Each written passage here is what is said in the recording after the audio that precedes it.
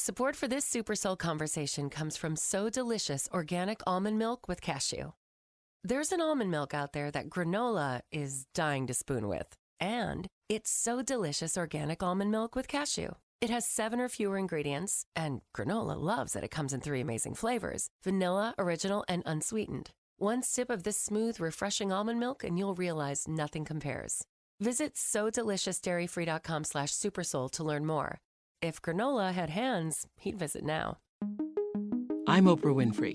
Welcome to SuperSoul Conversations, the podcast. I believe that one of the most valuable gifts you can give yourself is time. Taking time to be more fully present. Your journey to become more inspired and connected to the deeper world around us starts right now. Lin-Manuel Miranda! How are you?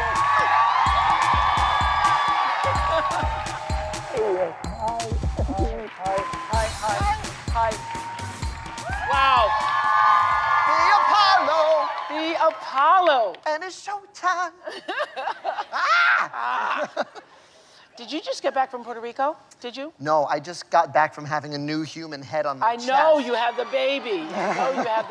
The Yes. baby just came. A week ago. A week ago. Yeah, a week ago. So now there's 2. Yeah. And I said I'm not leaving the house for 2 months, and then Oprah called. So here I am. You're the only thing I'm leaving the house I know, for. you said yes. You Yeah. said yes, thank you.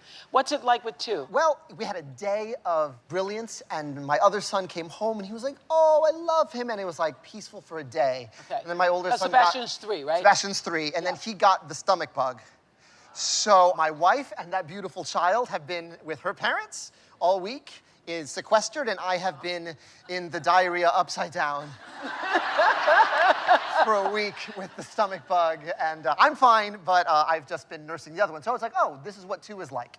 You kind of sometimes have to tag team, and that's what I've learned in this short week. I've been a father of 2. So it's disrupted the household. Yeah, absolutely, yeah. Yeah. Yeah, we live in different What did you places. tell Sebastian about this baby coming? It's So Francisco, excited, yeah. right? And it's his baby. I mean, that's been the whole thing. It's like, that's my baby. And then for a while, he was growing some, and that was amazing. He was like, well, I have 2 in my stomach. Not to be outdone. But it's wonderful. It's very surreal, too. I'll put it this way. There's one song in Hamilton that's like truly autobiographical. There's no historical precedent for it. It was just a song that came out while I was writing. And there's a moment where Eliza is singing to Hamilton. It's called That Would Be Enough. And there's nothing in a textbook for that moment. I didn't do any research for that. It's just a moment where Eliza is telling Hamilton, as long as you come home at the end of the day, that would be enough. If my child is gonna have a bit of that mind, my wife is gonna kill me for telling this story, because she just like how she comes off in this story. I played it for my wife, and like tears are streaming down my cheeks. And she goes, is that what you wish I would say to you? And I went, no, that's my love song to you. To you. Yeah, I can't even think about it. But that's the thing that changes, is you have this new person that, with any luck, is gonna get some of the attributes of the love of your life. You guys are going to pass on so much to your kids, but what is the thing you most want your 2 sons to know and have? Wow, that's a great question. The biggest gifts my parents gave me, and I say that as I look at my sister in the audience, because she got them too. One, I think immense pride in our culture. We grew up in New York, but we grew up on 200th Street, so we spoke Spanish in every business we walked into. And so we always were speaking Spanish and English, and always spent the summers in Puerto Rico. So there was a great sense of connection to where we came from and where they came from. And that's a real gift. And the gift of also being sent to Puerto Rico. So you can't speak English with your parents. Your grandparents don't speak English. So it's sink or swim and make yourself understood. And that was a real gift. And then the other gift is a sort of glorious, benign neglect, in that my parents both worked really hard. I have never known either of my parents to have just one job. They always had many jobs at once, and they worked really hard so that we could have the things we wanted.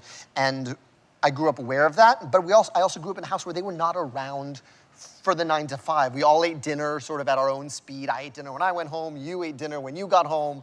And I would go to like my... Not everybody sitting around the table. Yeah, no, it was sort of every person for themselves. But they were there for the important stuff. They never missed a play. They were, you know, they were very present, but they weren't around. Got it. And so I had this enormously rich, imaginative life, as my Twitter followers will know, because you will see hours of VHS videos and movies that I made growing up. But that time and that sort of creative loneliness, does that make sense? Yes, it does. Yes.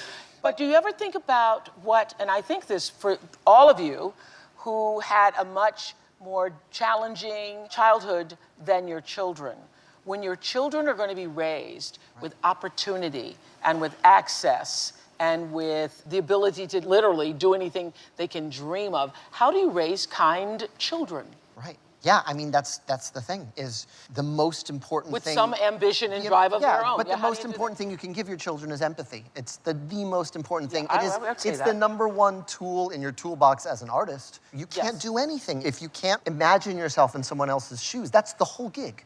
That's the whole gig as a writer and as an actor. When people say... You're absolutely right. As an actor, I never thought about it. As a writer, of course you have to, right? And if you don't have that, you just quit. I mean, that's your whole job, is to put yourself into someone else's shoes, understand what they've been through, what they're going through, and try to articulate it. Whether you're embodying that as a character or you're trying to write that. I had to figure out what Aaron Burr cared about. I had to figure out what Alexander Hamilton cared about, and your only tools are research and empathy. So how did you do that? Slow, like a couplet at a time for 7 years. Really, so how does the process work for you? Do you get an idea, you hold on to that idea, you write that idea, then something else comes, it melds with that idea, it builds, or then you throw it all out? What's the process? I think there's this myth that one idea then sends you racing to finish a musical, and there you are. Yes. It's thousands of ideas, and they're not all going to be yours. You know, it is Ron Chernow's genius that what he plays up in his biography of Hamilton, because I've read a couple, but his is the one I fell in love with, is his relentlessness. And that's always what he's pushing. Oh my God, at 15, he's survived all this, and he's doing this. And so there's that sense of relentlessness. Did you get it the first time you read it? Yes. You got it the first time you read it? At the end of the second chapter, I said, this is the most hip-hop I've ever seen. Am I allowed to curse? Yeah, go ahead. Yeah, this is the most hip-hop, because it's all about writing and transcending your circumstances through writing. He has this hellish childhood. Well, there's something going on in your head that's not going on in other people's head. Because I could have read that biography, and I would not have found any hip-hop in there at all. Not one piece of hip-hop what I have discovered in that. But then the other sort of strand at the same time, in addition to him being a writer, is that he grew up in the Caribbean and that he got a scholarship, and that's what got him off the island. And that's exactly what happened to my father. My father got a full ride to NYU, grad school, when he was 18 years old. He'd already graduated University of Puerto Rico by the time he was 18. No, I am the dummy slacker of the family. You understand? So that notion of, oh, well, this is... I didn't know that about him. I just knew he was a guy on the $10 bill. I think I knew he died in a duel, but I didn't know that he was an immigrant. And then I understood everything. I was like, oh, so he had to work this hard, because that's the gig, right? Yeah. You work 3 times as hard, and you're promised maybe a fraction of as much. And he knew those rules going in. And so, oh, he's the immigrant of the Founding Fathers. That's why he invented the financial system and the Coast Guard and the New York Post and caught beef with Jefferson. Wow. He had to. He had that drive that it takes to survive as an immigrant, even when these were just the colonies. More of our SuperSoul conversation after this. SuperSoul Conversations is supported by ZipRecruiter. Hiring? Every business needs great people and a better way to find them. Something better than posting your job online and just praying for the right people to see it. ZipRecruiter knew there was a smarter way, so they built a platform that finds the right job candidates for you. ZipRecruiter learns what you're looking for, identifies people with the right experience, and invites them to apply to your job. These invitations have revolutionized how you find your next hire. In fact, 80% of employers who post on ZipRecruiter get a quality candidate through the site in just 1 day. And ZipRecruiter doesn't stop there. They even spotlight the strongest applications you receive, so you never miss a great match. The right candidates are out there, and ZipRecruiter is how you find them. Businesses of all sizes trust ZipRecruiter for their hiring needs. Right now, our listeners can try ZipRecruiter for free. That's right, free. Just go to ZipRecruiter.com/SuperSoul. That's ZipRecruiter.com/SuperSoul. ZipRecruiter.com/SuperSoul. ZipRecruiter, the smartest way to hire. So when you originally started, you weren't trying to create this social musical phenomenon that was going to bring us a better understanding of history and ourselves, or were you? No, I was trying, I knew that he sang. I just knew that it was a really compelling idea for a musical. And I look at the musicals I love, and there's different kinds, right? In the Heights, when I was writing In the Heights, and when Chiara came on board, we realized this, thank you, this was, this is about a community changing. It started as sort of just my college musical, but then we realized, oh, this is about a neighborhood changing. And so we looked at other musicals about communities changing. We looked at Fiddler on the Roof. We looked at Cabaret, which is about Germany changing fast. We looked at those musicals that are about a community. With Hamilton, it's about Hamilton, and his force of personality is so strong that every other character is just trying to make sense of him. Either they're falling in love with him or they want to kill him. So I watched Sweeney Todd and I watched Gypsy and I watched those musicals where it's like, name above the title, Here Comes Mama Rose. That's Hamilton. You know, it's like, he's this force of nature and this whirlwind. And so those were sort of the things I looked to. So I just knew that he was very propulsive and he had a very event-filled life. And then I found myself drowning in research. It had been 2 years and I'd only written 2 songs. I'd written the opening number. It took me a year to write my shot. Because if I'm gonna back up my claim that Hamilton is the most hip-hop guy who ever lived, he has to announce himself with the best lyrics I've ever written in my life. So every couplet took me about a week. It would rhyme at the end of the line, and I would go, I bet I can make this rhyme like 6 more times in here. And it had to be as dense as my favorite rappers. It had to be as dense as Jay-Z. And by dense, I mean like, don't rhyme just at the end of the line. Rhyme 7 syllables. Rhyme in, you know, I'm past patiently waiting. I'm passionately smashing every expectation, every action's an act of creation. You know. And like that. When I'm doing that, it took me months to think of that and going, that's the bar. If Hamilton's gonna, if I'm gonna back up my claim that this is the most hip-hop shit I've ever read, that's gotta be the bar. And so that's why it took so long. Were you dreaming in rhyme? Yeah. I was dreaming in rhyme, I was drowning in research, and then I was really sort of adrift until, and I got a really good bit of advice from John Weidman. John Weidman collaborated with Stephen Sondheim on Assassins and Pacific Overtures, great musicals about history, wrestling history to the stage. And he said something that sounds so simple in hindsight, but he said, well, you don't have to get it all. You don't have to get it all, just start with the pieces that you think are a musical. Just write the things that sing to you. And in doing that, I wrote My Shot, I wrote Helpless, I wrote Say No to This, I wrote the rap battles, and then it started forming a spine. It sort of started telling me what wanted to come out, because there's the thing of chase your passion, the cliche of chase your passion, but I literally did that with Hamilton's life. All right, what do I really want to write? And that began to form the spine of the evening. And then when it had the response that it did, I don't know how many times did you see it, Gail? 5 times. When it had the response that it, 5 times. When it had the response that it, nobody could get tickets 5 times, Gail, but you. Who gets tickets 5 times? When it had the response that it did, and you saw that it was changing the way people, as I said, saw history and also saw themselves, you thought what? I don't know what I thought. I knew we'd be okay with school groups. Honestly, that was the practical part of my head. The practical part of my head was like, well, if they get over the use of the F word, we'll have like a good year run. Because school groups will take their, because I had seen that happen when I performed at the White House. I'd seen in the YouTube comments, everyone was saying, my teacher showed us this. You know, that thing lived online for 7 years. Oh, the thing you did at the White House? Yeah, at the White House in 2009. The Daily Show made fun of me when that happened. There's a piece on The Daily Show, it was the day after I performed, and they go, it's like, you know, and it's like the perfect subject for a Daily Show slam. It was like there was a poetry jam at the White House, and they cut to me going, I'm doing a hip-hop show about Alexander Hamilton. They cut back to Jon Stewart like this. And it got that reaction.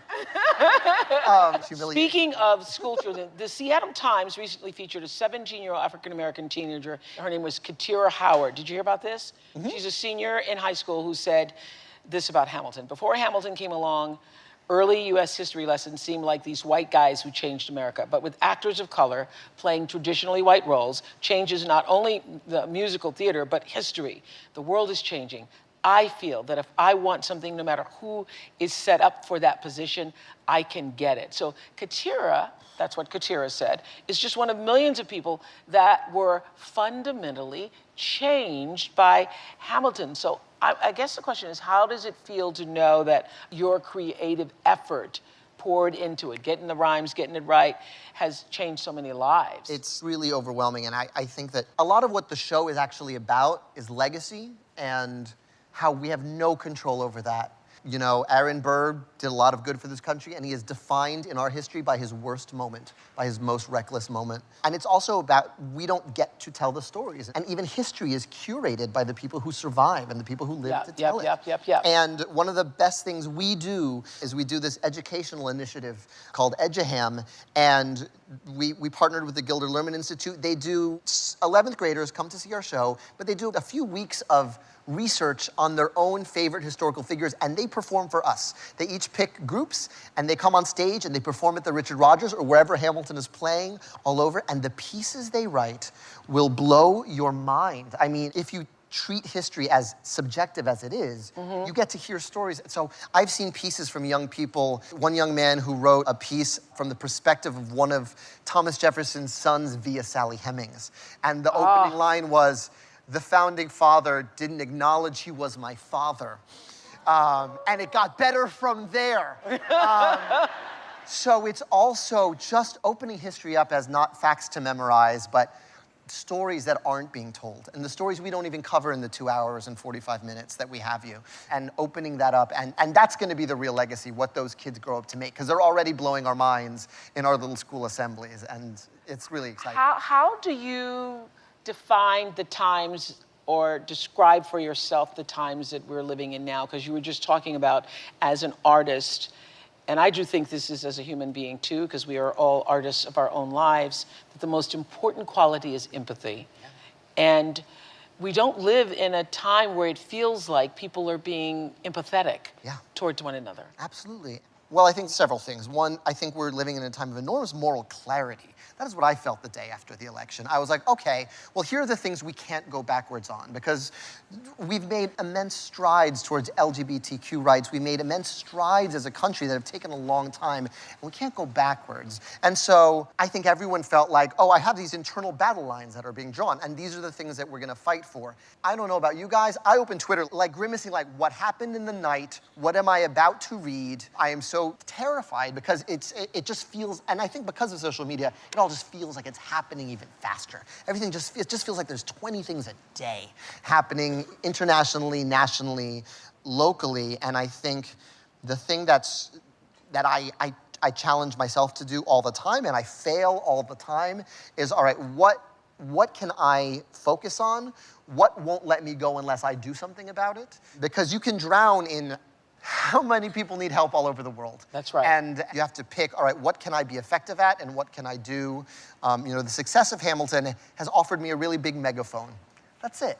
I'm not running for public office. I'm not doing anything like that. I'm not either. I heard that.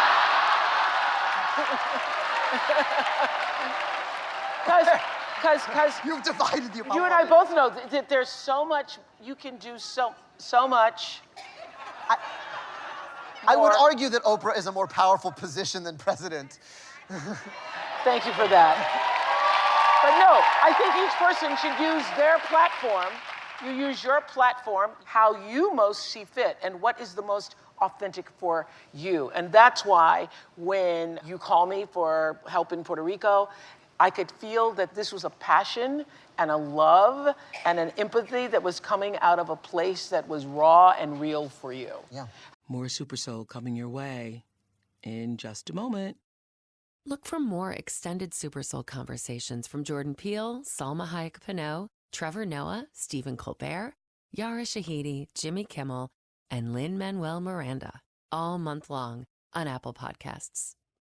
SuperSoul Conversations is supported by Poopery. Let's be honest, number 2 happens, and it stinks. We've all had to go at some point or another, at work, on a date, or at a dinner party. Now imagine going and actually leaving the toilet smelling better than you found it. With Poopery, all you'll leave behind is a refreshing blend of natural essential oils. Poopery works, and yes, it really does work, by creating a film on the water's surface before you go and trapping odor underneath. 10 years ago, entrepreneur Susie Batiz invented Poopery in her kitchen. Today, she sold over 40 million bottles and received more than 15,000 five-star reviews. Try Poopery best smellers like original citrus, lavender vanilla, tropical hibiscus, or new lavender peppermint. Oprah's SuperSoul Conversations listeners get 20% off with code SuperSoul on Poopery.com. That's 20% off with code SuperSoul on POOPOURRI.com. Poopery. Spritz the bowl before you go, and no one else will ever know. How is Puerto Rico now?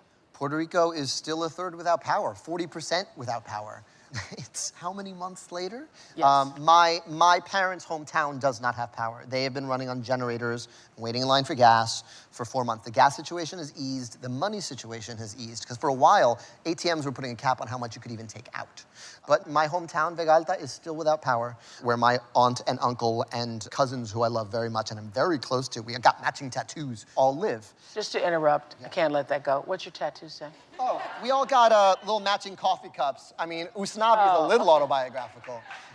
So we all have little coffee cups all over each other.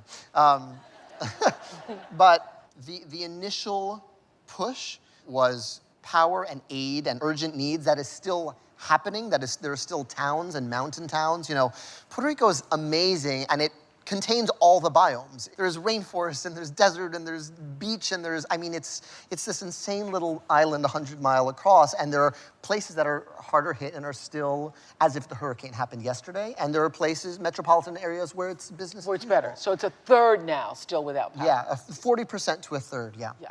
And so when you saw people's hearts opening up, wanting to respond, did that give you hope? Well, I think we all jumped into action because we weren't hearing anything. You have to remember, the cell towers were wiped out, electricity was wiped out, so no one heard from their families for minimum a few days, many for weeks. And so I started writing that song, I mean, I think the night it made landfall, because that's my first instinct. That's, to quote West Wing, how I enter the world. I'm gonna figure out how to make it sing. And so I thought, well, one, I'm gonna grab a line. It's Hurricane Maria, so I'm gonna grab a line from Maria that's most relevant from West Side Story. And then I thought, what we need to get behind is the entire island, not just San Juan, not just the places you've heard about or you go on vacation. And so the lyrics are literally just the names of the 78 municipalities of Puerto Rico. And everyone jumped aboard. People I'd never met, you know, I send Camila Cabello a tweet, because I don't have her phone number, and she responds right away. And Luis Fonsi, who had the biggest hit of the year, just wrote 2 words, I'm in. And so then we put the whole thing together in about a week and a half. And actually, we have a salsa remix coming out on Friday. Yeah, so that'll be out by the time this airs. But yeah, I mean, it was really all hands on deck because we all wanted something to do. And that's the other sort of silver lining in the time we live in, is people are engaged as never before to the things that matter to them. And so... When are you taking Hamilton there? January 2019. Ah. Yeah. And what do you think that's going to be like for you doing it there? Well, here's the thing. With the people of Puerto Rico who've been through so much. Well, it's impossible to talk about this without crying, so I'm just going to cry while I talk. Go ahead. I knew I was taking Hamilton to Puerto Rico the second we got our New York Times review, and I knew this thing was gonna run and have a tour. And the second I did my first Spanish language interview, the first question was, when are you going to Puerto Rico? I said, I don't know, but I promise I'll be Hamilton when it happens. And so we had been planning for about 6 months before Hurricane Maria even hit. And so all we did was expedite the announcement, but I did In the Heights there. In the Heights was the first equity tour ever to go to Puerto Rico. I jumped into a tour in progress to play Usnavi for a week. And I told you. It closed something in me I didn't even know was open. You know, to be a kid whose Spanish sounds pretty gringo to Puerto Ricans, spending a month a year there and feeling a little out of place there, a little out of place at home, a little out of place at school. That's a great way to make a writer. Be a little out of place everywhere. And two... Because you use it. You use all that. You use it and you're kind of always watching. To quote Sondheim, there's a part of you always sort of watching your interaction even as it's happening. Yeah. And I played Usnavi there, and we did the show as I wrote it for New York, and the love that came out of there, and you know, I remember one review was like, this show is about our families who left. It's a dispatch. It's a dispatch from the people who left, and it's them telling us they're okay. And I told you. And so it was the most creatively and emotionally fulfilling week of my life. So I knew I was going to bring Hamilton back, and I knew I was going to play Hamilton because I just wanted to feel that again. Yeah. And so the fact that it is coming at a time when it can be of great use, our goal is to basically have a third of the tickets be $10 and affordable to Puerto Ricans on the island, and then really wildly overprice the other tickets.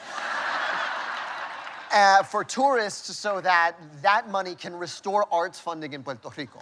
That's the goal. And then I get to do it for 3 weeks again. You get to do it for 3 weeks again. Yeah.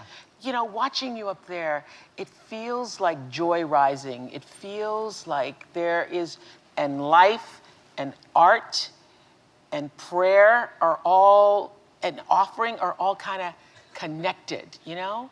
It feels like that. What does it feel like to you? I imagine it feels not different from when you do your show. You get to build this really cool car, and then you get to drive it. Yeah. Do you know what I mean? Playing Hamilton is the best. I mean, you basically take your superego off for 2.5 hours, walk into every room and say, I'm the smartest person here. You get to get into duels, you get into fights, you get to have affairs, you get to fall in love. It's a 14-course meal for an actor. No one was ever gonna write me that part. I performed in TV shows and stuff before. I'm always sort of the Puerto Rican friend of the white leads. And no one was gonna write me that part. Yeah. And so writing that and then getting to do it was a total joy. And now the joy for me is in getting, you know, we have 5 companies now, and we have so much incredible talent, so many talented actors. Was it hard to come off the stage? Was it hard to come off the stage? No. Was not? No, it was not. It was a joy to hand it off. You know, I handed it off to Javier Munoz, who also I handed Usnavi over to, and we really sort of worked on the role together, and so it was an absolute joy. And now the joy is watching all of these people make it their own. And I actually, I don't know why, I wrote this the other day.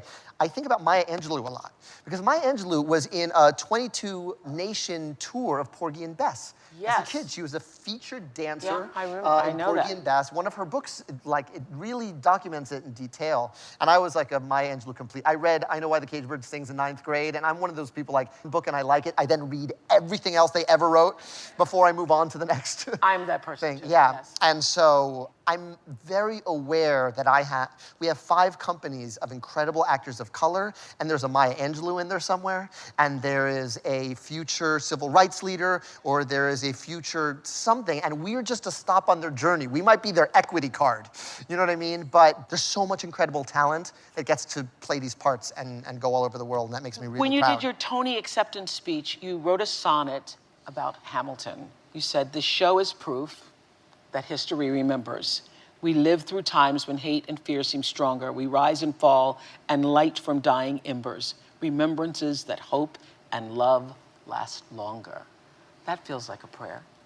It is, and it was a prayer that came, oh, thanks. It was a prayer that came out of a really tough day. I spent that morning like really 6 a.m., rehearsal at Radio City. We have a record-setting number of nominations, rehearsed our numbers, and then I get home and read about the worst shooting in our nation's history. It was the Pulse shooting that morning.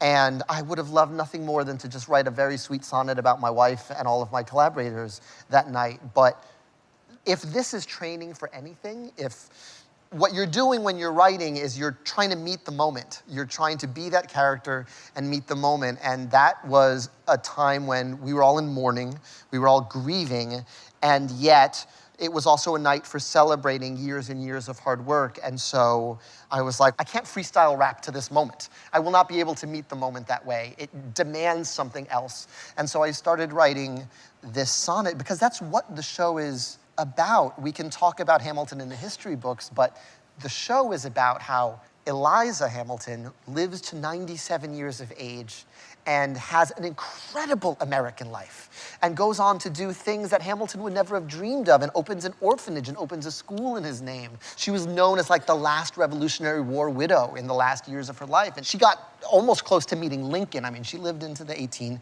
And so that notion of, well, the love story actually lives beyond the pettiness of the duel. So it's speaking to both Hamilton and this notion that we're gonna go through trying times and we're gonna go through challenges. Lord knows we're going through challenges. But if we're survived by the people who love us and remember us, then we'll kind of go on forever. I love you. I love you! I love you. Thank you for that. Just to be in this head. Thank you so much. Thank you. Lin-Manuel Miranda! I'm Oprah Winfrey, and you've been listening to SuperSoul Conversations, the podcast. You can follow SuperSoul on Instagram, Twitter, and Facebook. If you haven't yet, go to Apple Podcasts and subscribe, rate, and review this podcast. Join me next week for another SuperSoul Conversation. Thank you for listening.